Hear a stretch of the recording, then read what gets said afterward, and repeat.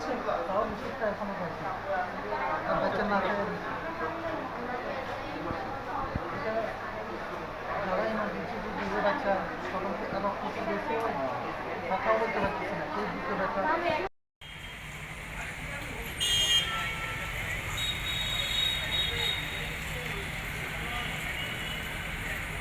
গতকালকে দুর্ভাগ্য বাদারগাঁ স্টেডিয়ামে দুজন ছাত্র এখানে আহত হয়েছে।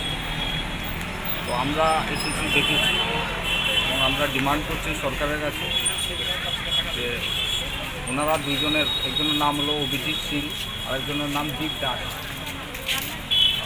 ওদেরকে সরকারিভাবে যেন সহযোগিতা করে আমরা ডিমান্ড করছি।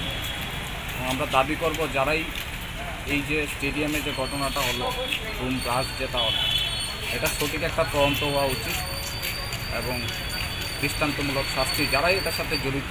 এখন পর্যন্ত পুলিশ প্রশাসনও দেখছি যে হ্যাঁ ওনারা কালকে গেছেন, কিন্তু এখন পর্যন্ত কিন্তু আমরা দেখিনি যে কাউকে অ্যারেস্ট করতে বা কোনো তৎপরতা করেছে।